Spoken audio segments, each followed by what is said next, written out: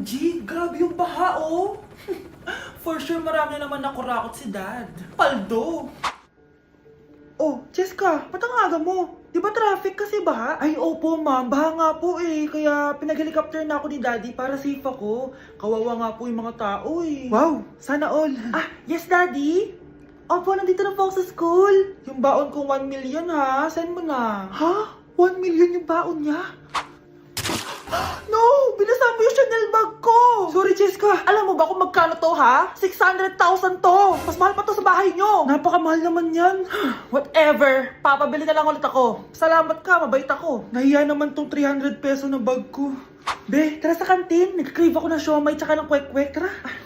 Pwede bang sa Wolfgang na lang tayo mag-lunch? Hindi kasi ako sanay sa mumurahing pagkain. Be, anong kala mo sa akin? Anak ng CEO? Ano ba yan? Hindi ba kayo binibigyan ng allowance ng daddy nyo? Ako na nga lang. Hindi ka naman ganyan dati. Okay, class. Si Cheska na ang bago nating treasurer. Ma'am, wag si Cheska. Kukurakutin niya lang yung class funds natin. Parang tatay niya. Flood control, ayaw. Gastos, gusto. Kaya mayaman si Cheska kasi korap ang pamilya niya. Ang laki ng tax na binabayaran ko. Sa Disney Princess pala natin napupunta lahat. Habang kami, binabaha na dito. Ikaw pa helicopter lang. Wow, napaka-lavish mo naman. Tsaka, pairam muna ako nito Chanel bag mo ha. May ambag din ako dito, no? Hindi kami titigil hanggat walang nakukulong. Deserve nyong magdusa.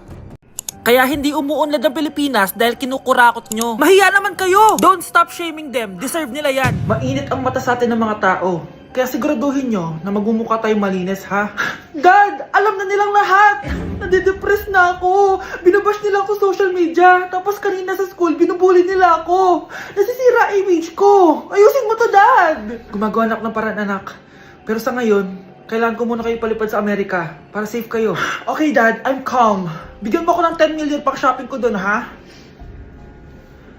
May mga mag-iimbestiga dito. Kaya lahat ng mga luxury cars namin, itago nyo muna. Hindi nila pwede makita yung mga yon. Base sa report na binigay sa akin, may ghost project daw kayo. Totoo ba yon? Wow! It's a yes or no question. Bakit di ka makasagot? Your Honor, kakausapin ko po muna yung lawyer ko. Ang kakapal nyo. Halata naman sa mga kilos nyo na guilty kayo. Kamusta na kaya sila, Mom and Dad? Sana okay lang sila. Nawala sa garahe ang 10 sa 12 luxury cars. Pati mga sasakyan tumakas na. Hindi kami papayag na hindi kayo mananagot. Hindi kami mananahimik sa issue na to.